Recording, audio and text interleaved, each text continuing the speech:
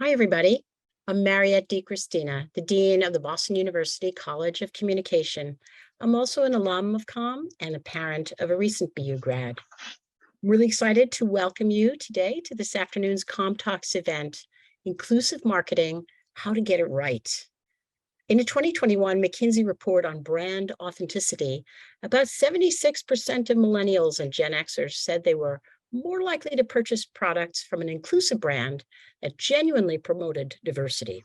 So how do you take your marketing from acknowledging specific heritage to incorporating it into your everyday business and marketing processes? Our expert panelists today will discuss the best practices for companies and brands to authentically capture the hearts and buy-in of diverse consumers and employees. When you have questions, and there'll be plenty of time for them, please put them in the Q&A box at the bottom of your screen there, not in the chat. And please feel free to put those questions in anytime. I promise you we'll get a chance to discuss a lot of them later in the event. Now it's my genuine pleasure to introduce today's speakers. First, let's say hello to Matt Tumminello, who is founder and president of Target 10, one of the first and only agencies to specialize in LGBTQ plus consumers. Hi there, Matt. Matt is a leading voice in LGBTQ plus marketing and advertising, advising clients on how to build authentic, long-lasting relationships with members of the community. Matt frequently speaks on queer culture, representation, and visibility. Matt has led LGBTQ plus work for some of the best known companies in the world, including Johnson & Johnson, Pepsi, HBO, Hasbro, and Netflix. And his agency has been recognized by industry awards, including AdColor, Reggie, Effie, Anna, Multicultural, Hermes Creative, and Glad Amplifier. He is a proud founding member of the ANA's Alliance for Inclusive and Multicultural Marketing, working to harness the power of marketing and advertising to advance inclusion and representation for all. Thanks a million there for joining us, Matt. Thank you.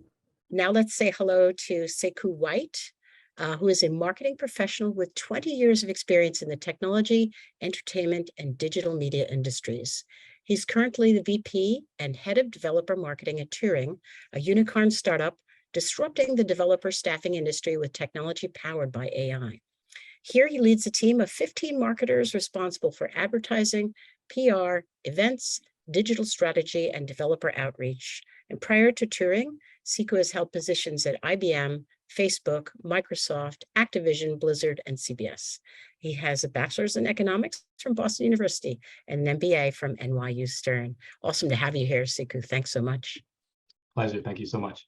Great to be here. It's great to have you. Thank you. I'm going to introduce the next speaker, although she's running a bit late, but hopefully she'll be able to join us shortly. I know she was stuck in a traffic jam, tough world of traffic out there. Her name is Clara, who is a marketing leader and growth strategist and has led teams from across financial services, consulting, and advertising. Today, she is industry marketing leader, senior manager at Deloitte. And her past roles include BNY Mellon, where she helped develop a global innovation program, being a marketing consultant, serving as group director, strategy and insights at VMLY&R, a global creative advertising agency. Clara is a proud first-generation Chinese American who's dedicated to helping others find their path to growth. She serves on the board for Asians in Advertising, Asian American Advertising Federation, and is a founding advisory member of the New York Advertising Festival inaugural DE&I board. She graduated from the Questrom School of Business here at Boston University with a bachelor's in business administration and a dual concentration in finance and marketing. I hope we'll be welcoming her here very soon. I'm sorry also to just let you know that Lucia Rodriguez, a 1997 COM graduate and VP of DEI Marketing, advancing Hispanic and Latinos at JPM Morgan Chase & Company, is unfortunately not able to join us today. She's not feeling well.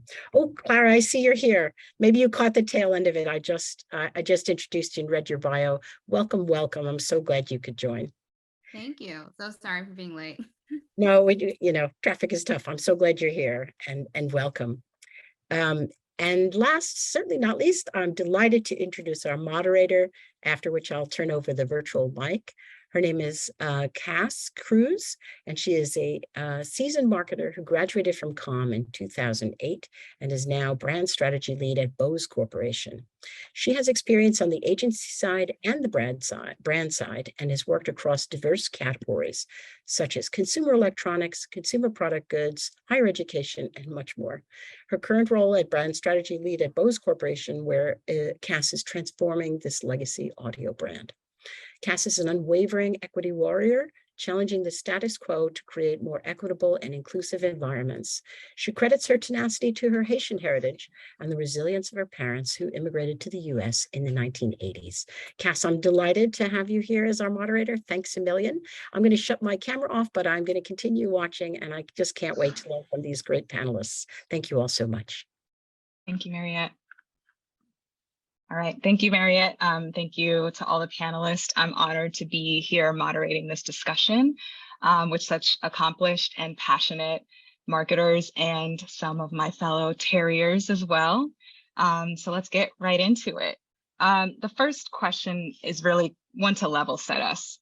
In 2020, many brands publicly committed to initiatives, marketing activations, recruitment strategies to target more diverse audiences. So let's first start by defining, what does a diverse audience actually mean to you? And I'll start this off with Sekou, if you could answer that question. Yeah, this one's a tough one. I think you'll probably hear different answers. But for me, a diverse audience is an inclusive audience, and certainly has a ton of pardon the pun, ton of representation from the underrepresented minorities in this country.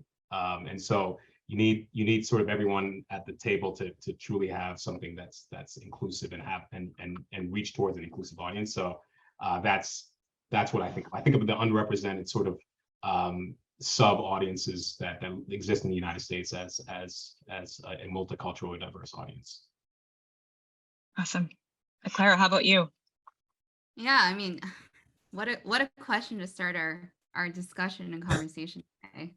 I think for me and to build on your answer, Sekou, it's really about, for me, I think it's perhaps less about underrepresentation and historically excluded. And I think that nuance is very important when we think about the terms multicultural, diverse, and we throw around DE&I as a label for a lot of things, but to understand systemically, what does it mean to be historically excluded?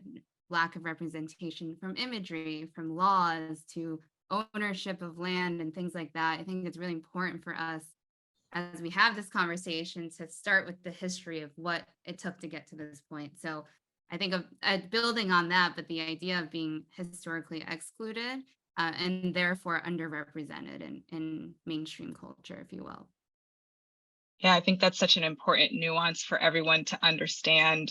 The term of multicultural and diverse is actually rooted in people being historically excluded. And for us to really define that and understand the history behind it is critical for the type of work that we want to do. Matt, I'll let you answer that question, then we can move on to the next one. How would you define diverse audiences? Yeah, I mean, absolutely agree with what's been said so far. And I think something that would be really important when we're thinking about diverse audiences is encourage everyone to just recognize the intersectionality of a lot of the folks that we're talking about too. We all identify in different ways at different moments in time because we have multiple identities happening at once. And I think that you raised, I think, probably one of the most important points of like, who are those who have been kind of historically and systemically not represented for so long? Like there needs to be an extra emphasis there. But I think it's not about creating check boxes for your next TV ad. We can never create a 30-second spot that includes everyone in the world. It's just looking at the balance of your work throughout the year, and does it start to include a lot of the people who are actually out there in our American public, but are never seen? That can include our race, our ethnicity, our gender identity, but also things like our ability, ages, regions, et cetera. There's kind of like a broad way to look at these things and to think about them as who's not been typically represented, but who actually is part of our society. Maybe we should change that. Yeah, 100% agree with that. And one add to that is in order for us to engage with those audiences, we also have to make sure that we're properly studying them. So historically excluded groups are not just excluded across, housing and legal and all those different disciplines. They're also excluded in the research that we do as marketers, and that's an important consideration for us to really investigate. Okay, next question. Being marketers who have, various identities as we have, we were acutely aware as the birth of multicultural agencies came to be. So I have a few questions around this. And I'll start with Matt, given your work. Why do you believe that these firms were created and why are they important? Yeah, we are a multicultural agency, and our focus just happens to be the spectrum of LGBTQ plus and all the intersections therein, right? And I think where they all started from, and really we were one of the first, but way before that, it was Black firms, Hispanic firms. And the point was, I think people just saying, we don't see our communities. We know there's business growth there for coming at it from a business angle. So no one's going to do it for us. So we'll be the ones to step up and do it. And I think that's where it absolutely came from. And I think that great work continues today. What I think continues, and where sometimes there can be confusion, is there's a difference between our march toward inclusion, equality, civil rights, and tapping into culture to drive business. There will always be a need for a multicultural lens on marketing when you're going to be going into a community. What's that community's culture? How does that dictate your key messaging, how you show up, what you say, where you show up? So I think there's always this dual role of they were founded to bring the representation that just wasn't happening. And then and today, they are the ones that are studying the culture. They are the experts of the culture to then bring that forward with really sharp insights, deep community research, et cetera. Absolutely. I'm going to spin this little question to you, Clara, first. Having heard, what Matt just shared about why these multicultural agencies were created, I'm immediately thinking about what's the future for them. So from your perspective, what's the vision for multicultural marketing or multicultural firms? Yeah, and I think, and this is, it's, I guess, in my esoteric mind, there's always this kind of chicken or the egg question. If we do marketing right, is there still a need for multicultural, and what does that mean? Because I think that, knowing in the past, it's all been about creating and representing that consumer. And I think there is a world of both, because it's really important for, especially from a research perspective. And, I'm totally a strategist, research, data nerd, but understanding the nuances and not for us as general market, knowing that there's going to be waves of different types of, different people. Like a great example is like different types of immigration. So I'm Chinese American. I also recognize there's a nuance between immigrants from China who came in the 1800s and 1950s was a wave, and then a big wave where my parents came, which was in the late 80s and early 90s. Having multicultural agencies who understand those very nuances is very important. And I think, maybe there's a future where we don't call it multicultural and we, it is the culture, but thinking about, I guess less of the label and more about, how do we work together to get the best insights and really apply that to a larger general market. I think that's the most critical piece. And then maybe the label kind of goes away. Yeah. Of, because we're all part of the culture, I think. Yeah, it's a great point. And also when you think about the fact that in a few years, the US is going to be majority multicultural, right? Yeah. So then what does that mean for how we reach the general population, which will have more diverse range of identities included? Sekou, I'd love to hear your perspective on that question. What do you think is the future vision for multicultural marketing, multicultural firms? Yeah, no, I love this question. I do think it's going to evolve a bit, right? I do think there's a world where there's two different use cases, right? So one use case is my target audience happens to be one of these excluded, historically excluded audiences. And I don't know how, like we as a company, the collective we as a company, as a brand team, as a marketing organization, we don't have the internal sort of wherewithal to effectively reach and message that audience. I think there's always going to be a space for multicultural agencies for that specific use case. But I do think in terms of other brands that are tended to target towards a general or a mass audience, I think those including B2B, right? I think that has to evolve a bit in terms of how we think of mass audience. For whatever reason, mass audience, right, has always meant anything but everyone else. And to your point, 45 to 50% of the country right now. And I think that has to change, mostly because of how the demographics are shifting, but also because of the expectation from Gen Z specifically. They expect sort of a more inclusive sort of approach.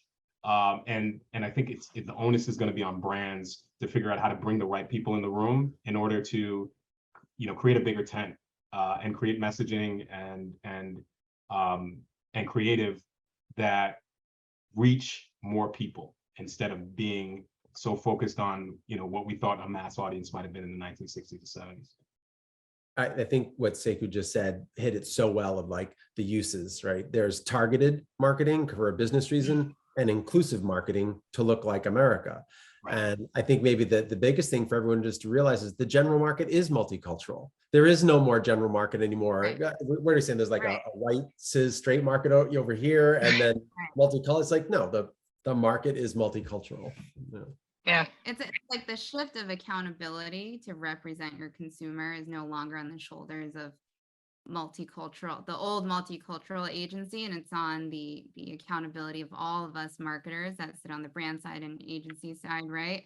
And then now it becomes an evolution of how do we continue to get insights from a smaller part of the population. I think I go through this all the time where it's like, when is it representation, when you're so representative that it washes out insights, right? So if we poll a general majority, you're always going to get the same insights from the general majority, whatever that looks like. And I love to challenge ourselves in thinking about where can we get insights from a smaller group of people, which, by the way, has broad and mass appeal. So, and I know we've talked about this before, but like the idea of Audible, right? That was for the hearing impaired. That insight came from a smaller group of the population, but had mass appeal. And we all, hearing enabled all enjoy Audible. So where can we as marketers start thinking of it in that way, getting the insights and spending time going deeper versus, I'm right there, across, but go deeper into really understanding lived human experiences. And I think that's why we're all in marketing, is to tell those stories and really understand the psychological reasons why we do things and things like that. So. Yeah, 100% agree with that. And then there are nuances even within the various identities and the depth of the research that you were just alluding to do that depth of research. Yeah, awesome. Great answers. Thank you so much. Just a reminder to all of our participants to post any of your questions into the Q&A section, because we're going to come back to that towards the end of this conversation. All right, my next question is, for obviously we're a group of marketers and we're speaking to an audience of people who are likely marketers themselves, probably wondering, okay, how do I actually engage in inclusive marketing? How do I engage with historically excluded groups authentically? What would be your advice to them? Clara, I'm going to come back to you for that question first. Yeah, I mean, that's a hard question. And I think probably the first one is acknowledge and understand that it's not going to be perfect. So the journey that we're about to set on is on, I'm a Chinese American. I'm not going to get everything right about Chinese Americans if that was my assignment as a marketer. So going in with listening and an open mind into really understanding maybe where people are coming from, like starting with that research, the focus groups, the conversations, and trying to move the assumptions or your own lived experiences a little bit, behind you, right, in that sense. And I think a big part is having an open, candid culture where we can talk about the nuances, that there isn't this veil of, this is probably not politically correct, but how do you toe the line between politically correct, but also from a positive intent of really exploring and understanding the nuances of everyone's lived experience? So I think that's probably the hardest part. We know how, as marketers, we know how to get the work done. That's the easy part in many ways, but having that honest conversation up front is probably the most important in setting the stage for all inclusive work to come from that. Yeah, I agree 100%. The barrier can often start with, I'm nervous to get this wrong. But if we start from a place of saying, hey, we're going to get it wrong. I'm a Black woman, I'm going to get it wrong. You're a Chinese American woman, you're going to get it wrong too. If we start from that place, then we can have open conversation to make the progress. Right. Sekou, would love to hear your thoughts on that. Yeah, no, I think there's 2 or 3 things that I think are helpful. I think one is when you're starting off with, we all, if you work on a brand team, you're working on a product, some product that has some type of value, it's solving some problem for a target audience, right? And I think one of the mistakes we make is we're already focused on sort of looking at the differences between the audiences instead of looking for like, what's the commonality, right? Yeah. Typically, especially when you're working on a mass market thing, you're trying to look at like, this solves a problem. Like, how do I come up with a message that has commonality across multiple audiences in the United States? But you have to be cognizant of the fact that there are multiple types of audiences that make up this mass audience in the United States. So I think one is starting to look for commonality across the entire market. The second thing I would say, and we've all talked about this on the pre-call, like, you need people in the room. You need people, you need marketing associates, you need associate brand managers, you need brand managers, you need directors of brand, you need VPs of brand. You don't have enough of those across many different spectrums. They tend to sort of be a monolith, right? Especially as you get to the senior positions. So not enough representation there. But I think whether it's at the leadership level or the practitioner level, we just need more people in the room. And then the third thing is, marketers are, and I say this with all love and respect, we're lazy. And we tend to do the same things over and over again. And we don't, sometimes the collective, we don't want to do, take the extra step that it's going to take, to Clara's point, in order to like think a little longer about how we can make this campaign or this push a little bit more inclusive for like we've all established, the real mass market, which is a multicultural audience. Yeah, it's a great answer. Matt, would love to hear your perspective.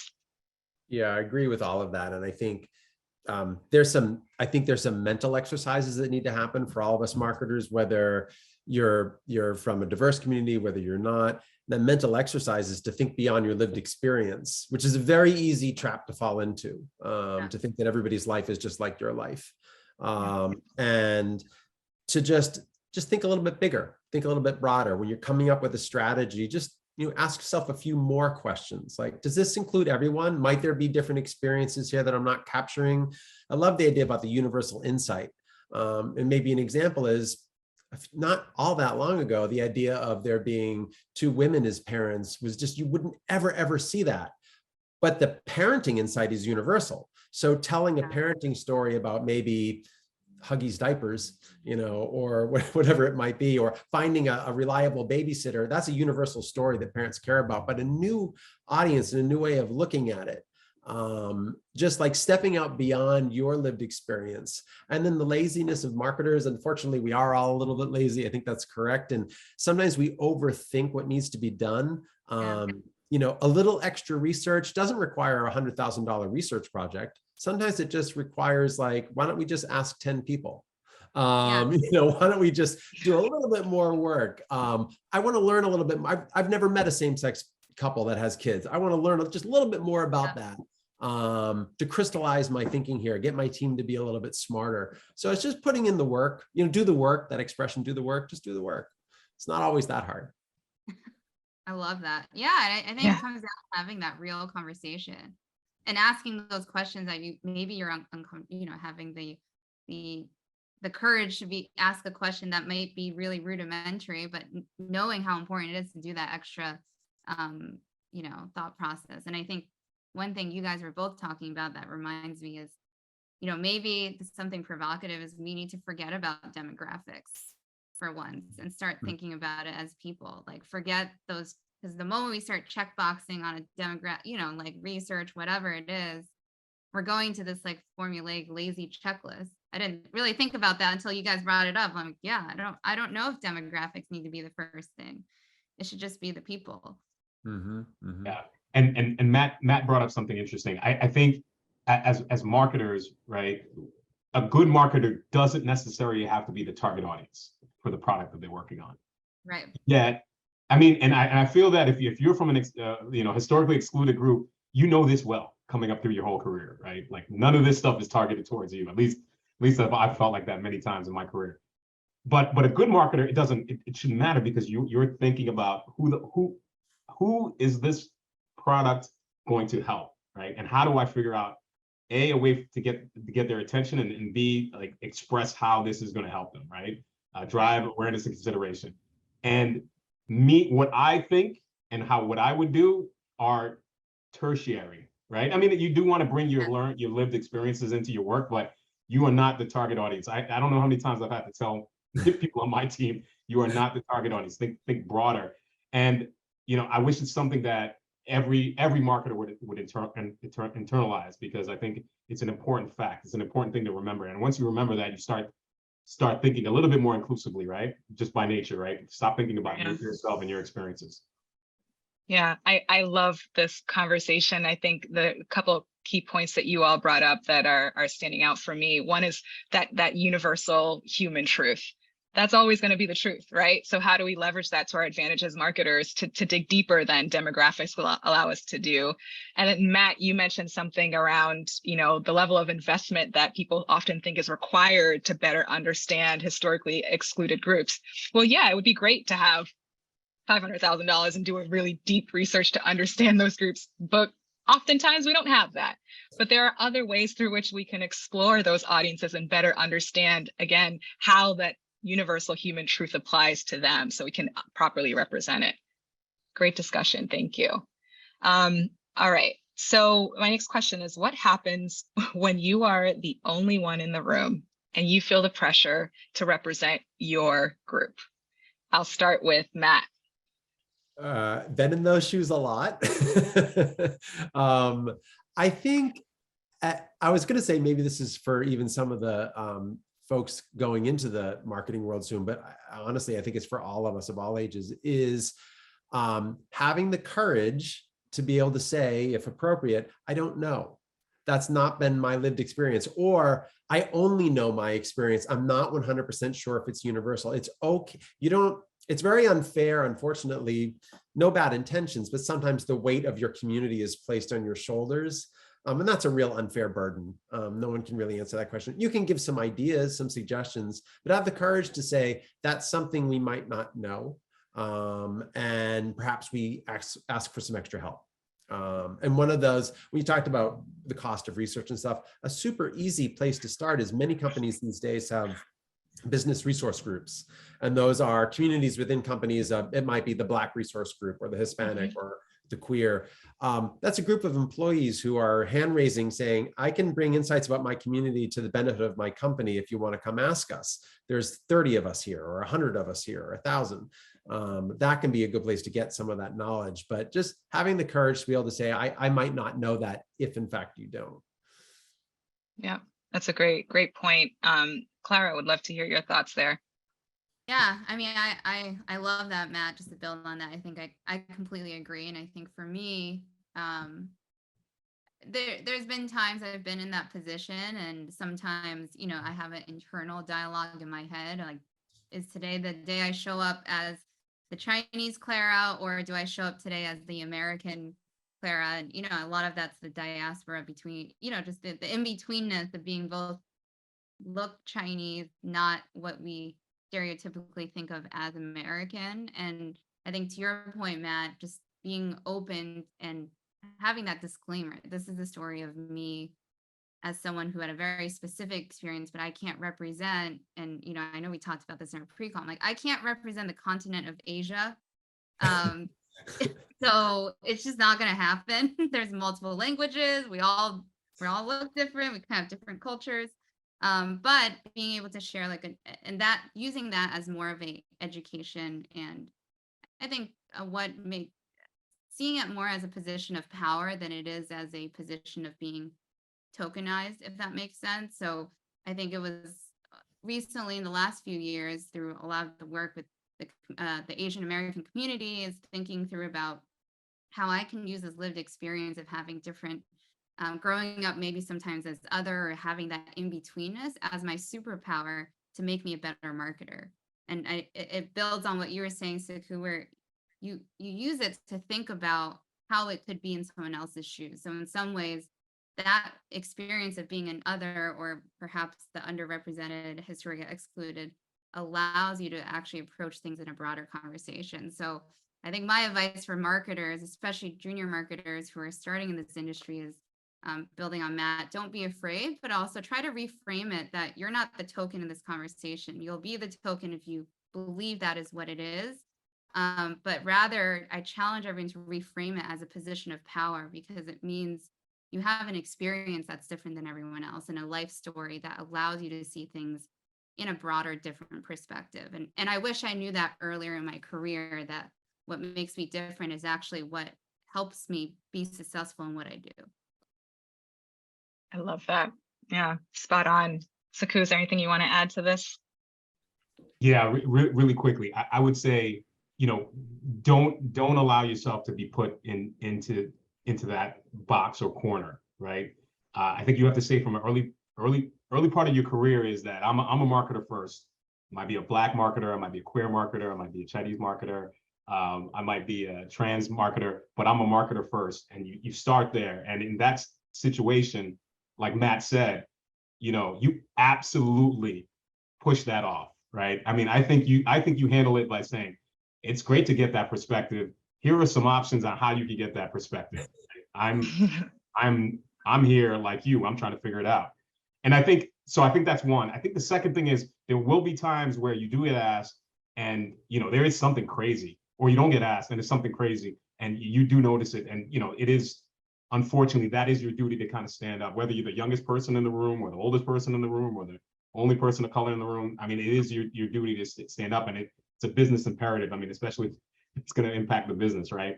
And so I would say, don't take it on yourself. I would say push it off as much as possible. But again, there will be times where you have to raise your hand and say, this is crazy. We can't do this. Yeah, that last piece is very important, right? Because even if we don't necessarily always agree with the strategies that our brands execute, we do, when it comes to moments like that, we do have to stand up and say, wait, not only is this wrong from a business perspective, but based on my morals, I cannot stand for this. And I think we all have the right to do that. As uncomfortable as it may be, we all have the right to do that. Wonderful, wonderful thoughts there. Thank you. I guess I'll do maybe one more question before we start to go into the audience questions, and there are several in here, so I'd love to get to that.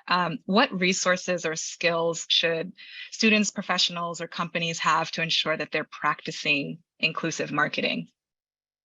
I'll jump in there. I think one resource that is also maybe a little bit of a hub. The Association of National Advertisers has a group called AIM. It's the Alliance for Inclusive and Multicultural Marketing. And it's composed of both advertisers like Clorox, Coke, P&G, and also agency folk, multicultural leaders, researchers. And their whole mission is to show how all of the growth in America these days is coming from multicultural consumers, non-diverse consumers. That piece of pie is shrinking, and they have really great resources and playbooks and guidebooks of like, we talked about the future, like what's the future? They're a great place to turn to. Some of it is public, but then also myself, I just get so much from LinkedIn based on, really try to follow smart, interesting people who are focused on diversity and inclusion, multicultural marketing, just as I follow people who are smart strategists for digital or something like that. And I'm just amazed by how much I learn. And then also how many people I meet. People are very generous with their time. I ping people all the time and say, that was a fantastic post you put out there. I'd love to learn more. So I would say LinkedIn is just one of the best resources. Awesome. Any thoughts from Clara or Sekou? Yeah, I mean, I love that on LinkedIn. I think I think it's very much in person, right? Like just meeting new people, talking to people that are outside of your circle. And I think sometimes, when you're in undergrad university, you go into open mind, then you come out with your group of friends, and then it's post grad, and then you forget what the freshman year feels like again, right? In many ways. And as you get older, your circles get tighter. But I think as a marketer, it's so important for us. Like I'm deep in Reddit sometimes, like I'm in the blogs, I'm in the forums, I'm on LinkedIn. I'm trying to figure out, sometimes in the depths of TikTok at 2 a.m. I don't know what I'm doing. Absorbing and learning from as many different things as possible. And as soon as I find my own algorithm on Instagram or TikTok is too niche, I try to, F it up a little bit and mess up and try to see like what other things I get served. So I think that's a really important part, is just like staying really curious and having those conversations. And Matt, you mentioned it earlier, being plugged in with your employee resource groups and being an ally, showing up as an ally. So, like you don't have to be a certain person to be in the employee resource group, but you can show up as an ally and learn and be part of the community in an allyship way. So I think that's a really important part. I know a lot of times I get questions from people, my friends are like, well, I'm not Asian, can I join the Asian ERG? Like I don't want to seem weird. I'm like, no, just show up with positive intent and authenticity, and everyone at the end of the day are people. So I do encourage folks to really get involved in these groups and also show up as an ally and not be afraid to just drop by, So I think that's an important part, because sometimes they're a little too focused on being perfect and getting the right answer, that we're not having honest and open, candid conversations as much. Yeah, great points. All right, let's start with some of the audience questions. This first one's a good one. In your opinion, what brands are doing inclusive marketing right? Sekou, I'll have you start. Oh, what brands are doing inclusive marketing right? Let me think about this a little bit. Well, I'll go with Peloton. They're struggling a little bit, but I don't think it's their marketing per se. No, I think Peloton does a good job. So there's two areas. Peloton has a good job because they have talent, right? And they've done a good job of having a wide array of it, a very just inclusive approach in terms of how they've curated their talent. And that talent sort of has appeal to like a very broad audience. And then I think if they do a good job from a marketing perspective of like, I hate to say this, but merchandising that talent and making sure that talent is front and center of all of their different campaigns. So I think that's one where both from an organic and maybe like a paid standpoint, I think they do a good job of sort of being inclusive and having something for everyone to a certain extent, while being, again, having that common, everybody wants to, be healthy and try to get in shape. I think that's something that, no matter who you are, I think you can relate to that. Yeah. Peloton got a lot of people with that Beyonce. They did. Clara, how about you? Any thoughts on brands that are doing it right? Yeah, I mean, this is a hard one, because I think there's still so much more that we could do. And in some ways, I think I also acknowledge and recognize how there's certain brands that have the license to be there, right? Like a health brand, like a fitness that unite. And then there's other brands where it may be more difficult, and maybe less relevant sometimes in a B2B aspect, or more focused on like psychographic, behavioral and pain points.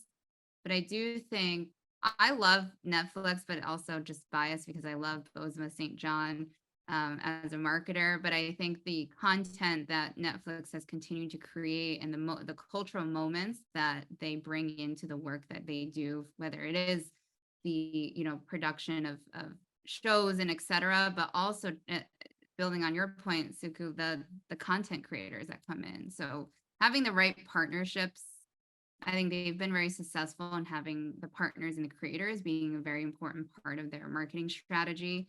That's something I think brands could work on, developing better relationships with the artists, the creators, the writers, because that's a crucial part of making sure we represent culture where it is today. And that's where culture starts from. So I think Netflix is doing it well. I'm sure there's improvement across a lot of companies, but I'd love to see more of that from brands, is really engaging and working with the artists and the creators. Awesome. Yeah. I'll jump in. And I think where Clara, where you just left off is such a good point. Like there's always improvement. Like everybody just has to realize that the goalpost always moves. That's the point. Yeah. Like you're going to have to always race to keep up. It just makes us better. It's all right. It's a good thing. Yeah. Right. And I think that it's also something to keep in mind. I think everybody is often on this quest for this super authentic piece of content, this super authentic ad, and they exist, but it really is the balance and body of your work that has a consumer feeling, are you an inclusive brand? Am I used to seeing this kind of messaging from you, this kind of diversity and inclusion from you? So it's like something you have to stick with. And I think a category that's doing it pretty well is the spirits category. Liquor just tends to really be, first of all, I think they're very involved in multicultural communities to begin with from a targeted marketing perspective, which has made them better general marketers, whatever that word general means. But even if you look at some of the, even the TV content of the liquor brands in the last 2 years or so, it's excellent. The recent spot by Absolute, I think is just amazing. I love watching it. It's just a panoply of diversity, and in not any sort of tokenistic way. It's fabulous. And then in terms of who's doing it well from a very targeted perspective, I think our client Johnson & Johnson is doing it very well, because what they're doing with influencers, not necessarily, traditional creative, is working with content creators who are deep in queer spaces. They're full authentic selves, things that I think people wouldn't expect from a consumer packaged goods company or healthcare company like Johnson & Johnson, which is, I call it very traditional. I wouldn't call it conservative. And they are going deep in community, and it feels really good because the consumer response is just, I never thought I would see myself like this. I never thought I would be engaged this way. This is so real. This is so powerful to me. And we might be doing this like really specific to Black trans men, but it is radiating magnetically to a whole host of other folks, even beyond the LGBTQ community. So I think there's some good examples there. Yeah, those are great examples. And I'd be remiss if I didn't mention one of my favorites too, which is Target. They do extensive research to understand who their audiences are, and it manifests not just through their marketing, but also through the type of creators that they bring in, the products that they bring in, how they even design their stores. They're definitely one of the aspirational brands that I always keep in mind. I'll throw one B2B brand in there really quickly to get some love for the B side. So Salesforce, I think Salesforce does a really good job. They, B2B companies don't do a ton of sort of above the line sort of advertising. I mean, Salesforce does. And when you see their advertising, it's always very inclusive. You look at their website, very inclusive. You look at their big conference, which is essentially called Dreamforce, which is like a big marketing event. I mean, more or less. Look at the speaker list on that, and then talk to me later, and you'll see what true inclusion is. At least with event marketing. Yeah, that's a great one. Someday I hope to go to one of those conferences. I've heard amazing things about it. All right, well, let's move on to the next question. This one's around research. So earlier we talked about the importance of research and understanding these audiences. This question is, how do you recommend going about the research in a way that's authentic, respectful, and provides the insights that we seek? This might be a good one for you to start, given your work. I'm sorry, did you say me or did you say? Yeah, I said Matt. Sorry, thank you. Yeah, I mean, going about it in a way that's respectful, I think, well, a couple things. First, there should be a good deal of cultural competence baked into your research, especially when you're recruiting diverse audiences. Understand going in. And I think the research companies that are out there today are getting pretty good at it. But I think just having any presence, making an effort to have a good balance and assortment as you're fielding. I was very surprised recently. We were asked to do some concept testing research for a company for one of their ad campaigns, because they had done a whole round of concept testing with consumers and got great feedback. And they found that every single person they talked to was white and straight. And I was like, wow, well, it wouldn't have been that difficult, to have perhaps a person of color or 5 involved in this research. It was like one of those things where, wow, that was a low bar. So how about on all of the market research that's done, there's just making sure that we have a good assortment of the people we're polling, whether it's for qualitative or quantitative. Especially for quant, it's not that difficult to get a readable sample. You don't want it to say, oh, well, we didn't have enough diverse respondents, so it's not stable, the research, or it's only directional. There's kind of no excuse for that today.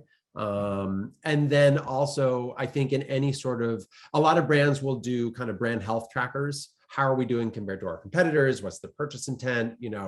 Are we gaining share, declining share?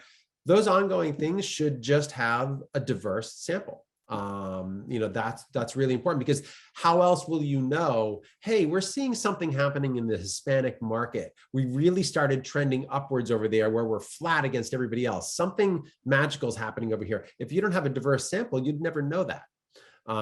So I think just ensuring that there's diversity in your research recruiting is just absolutely paramount. Great. Yeah, and I think to build on that, Matt, like what's important too from great answer. Thank you. I'm going to move on to another question. Oh, sorry. Go ahead, Clara. I got cut off. You can go ahead. Oh, no worries. Sorry. I think there's a lag on my end. But I think the main thing is, as like for brand side marketers, it's really important to have the right agency partners and research partners at hand. I know a lot of times we talk a lot about the creative, but just starting with the strategy, I think that's just so important, Matt. Like, as you were saying, like finding a partner who really understands your imperative and knowing that's a very important, crucial guideline before you set forth with all the work and et cetera. So I can't stress that importance enough in the vetting that you do and looking for the right partner. Great. I'm going to move to another question. This one is an interesting one. In the move towards inclusivity, how should marketing approach conservative audiences, especially if they are a big market for that client? I know it's a tough one. I'll jump in there quick. We face that a lot. LGBTQ being a little controversial. About half of the country. I think every brand has a lane they can swim in, and you have to be true to your brand. If you're Nike, you can be pretty brave and pretty bold and assert your point of view, and that's your lane. That's Nike's lane. It's true to that brand. It always has been. Let's say that you're a brand that's not quite your lane, and you have conservative audiences. Well, then just do an assessment of where can you make a difference. You're probably not going to come out with some sweeping statement in support of something that America is deeply divided on, but you can make sure that, forget about marketing for a minute, your recruitment for new talent at your company, for programmers, developers, marketers, HR, whatever it might be, are you recruiting diverse people? Is the culture in your company, you might be traditional, like I was saying, but doesn't need to be conservative in the terms of, or rather it can be conservative, not necessarily traditional. Can you be more inclusive? What are ways that you can start to bring some of that diversity forward in smaller doses? But I wouldn't say avoid it. That's the worst thing you can do. We have to kind of go into the storm a little bit. And some companies are stronger than others to do that, but you have to make the effort. Everyone can do something. And I think that's just an important thing not to forget. Everyone can do something. Yeah, and I think too, and it's about maybe finding the common ground as well. Because I do think, I've been saying a lot, but just like the ability to have an honest discourse and agree to disagree is a lost art, I think, in business and the conversation that we have in politics and where the countries are divided. Where can we as marketers find the in-between? Because I think sometimes we may be creating things so far to a certain, without actually understanding what may be where someone is coming from, that it may not be that important, or like that's really important for us as marketing to also, as you were saying, Matt, like dive into the storm a little bit, but go in with an intention to find common ground versus trying to convince somebody something else. And that's a really important area in marketing, especially I think in today's landscape, is for us to unite and build all that universal insight versus kind of seeing this as a either or, this or that situation, which I know is hard, but it's a little bit of a lost art, I think, in culture. Yeah, especially in today's society, which is so divided. Yeah. Great advice. The next question is something that I think we can all relate to a little bit. Any advice for small marketing departments with limited resources and people power? How do you make marketing as inclusive as possible when capacity is limited? Yeah, Sekou, would you like to start? Yeah, I can jump in on that. I think a lot of the suggestions that you've heard throughout this panel haven't necessarily been, sort of cost prohibitive, right? Like I think, this idea, like for instance, like if you want to do some quantitative research, I mean, you could use SurveyMonkey. I mean, you could use, I mean, there are platforms that you can use that can help you find a panel of people, a diverse slate of people as well, that are not that expensive. I mean, you could also build your own sort of survey as well. And then qualitatively, I do think, leveraging, social media, especially LinkedIn, and tapping into groups to do like focus groups and things like that. I mean, these are things that are not that expensive, and especially now where the world is pretty much remote. You don't even have to worry about, sort of lunch or anything like that. I mean, maybe getting an Amazon gift card or something like that for people to participate. So I think from a research standpoint, I think you would still do it even with the sort of small budgets and small teams. But I think, asking that question, in a lot of ways, I think it's easier, to be honest, right? Like you have a small company, small team. You don't have the bureaucracy that Cass has at Bose, or Clara has at Deloitte, or even Matt working with Johnson & Johnson. I mean, there's just a lot of bureaucracy trying to get something, trying to get a brand to move towards more inclusive approach is hard, and it's a lot layered.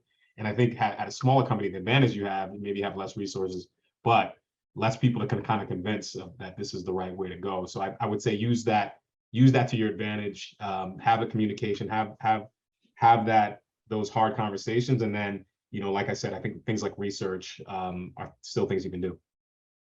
That's a great answer. Okay, so the next question is about you all and the work that you might have done. Can you provide an example of a campaign that you ran or worked on that you felt was authentically diverse and inclusive? Why did you feel it was successful?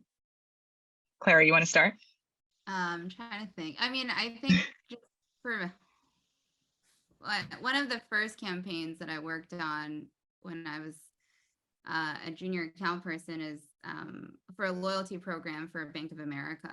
And I think here it's selling a financial instrument, checking, savings account, loyalty program. I thought that it really allowed you to kind of get out of maybe the lived experience, because you're really selling a product that's mass for everyone, right? Everyone needs a checking account. And then how do you incentivize that behavior?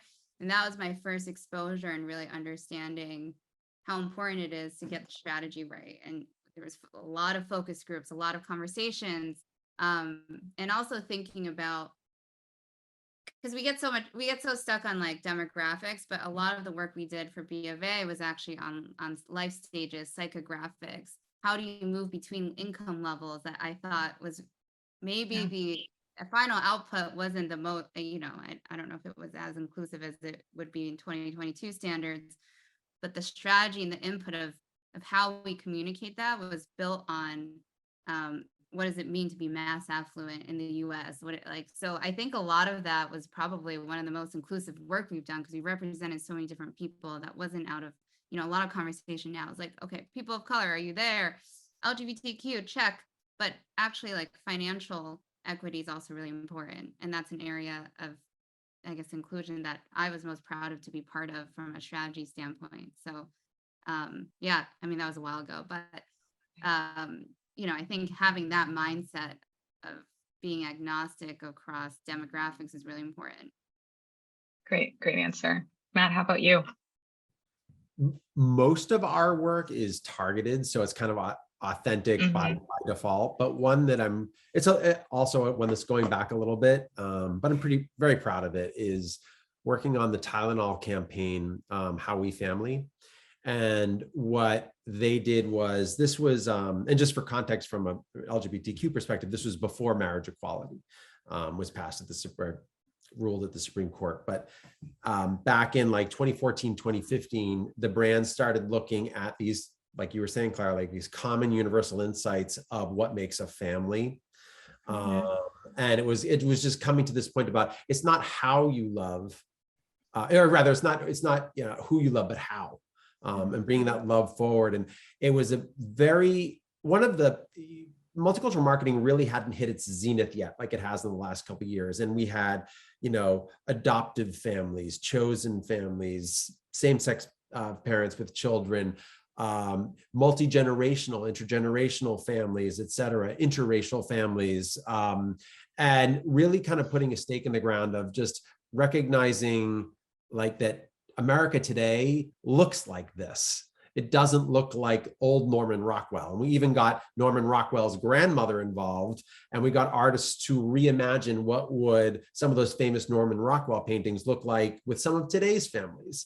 And it was really rather beautiful. So I think why I was so proud of it, and I'm also I'm from a mixed race family, et cetera, like seeing families that look like mine and helping America see a lot of families that might look like theirs made me really proud. Because the love that was generated was so intense that you kind of knew that, like, wow, we were onto something really powerful, because America just lit up at this and loved it. And that was pretty awesome. Yeah, that's great. Sekou, do you want to chime in here? I may punt just because I know we have some other questions. So yeah, my story will take too long. So. All right, I'll do one more question, then we'll wrap up. This is a good one and relevant to me and the work that I'm doing, actually. What aspects of marketing do you think are important for companies as that have rebranded? And this person provided an example of Abercrombie and Fitch, which recently rebranded. As companies are rebranding, there's an opportunity to obviously be more inclusive and reach a more inclusive audience. What are some aspects of marketing that you think are important as brands are doing that? I can jump in really quickly. Yeah. So I think there's two or three. So I think first is just like digital, like, just your landing page, your content journey, like your blog, like all your own channels. I think that's a huge opportunity to one that showcases the new brand, but also I think it has an opportunity to showcase, especially if you're moving in a more inclusive direction. That's one of the, it's kind of like the front door to your brand, for better, lack of a better example. Second thing is social, and I think people know that. I think social is not so great at driving sort of business results, but we're really good at branding and engagement. And I think making sure that your social presence is aligned. Again, not only just the presence, but also your content and your content strategy. I think that's the second place. And then the third area I would say would be, like PR. And I think, crafting the right story, the right narrative, working with the right, sort of publications, pushing the right stories, and, the overall approach to sort of media engagement. I think that's also something that could pay dividends in terms of just driving a brand for not too much money. It's earned media for a reason, right? Mm-hmm.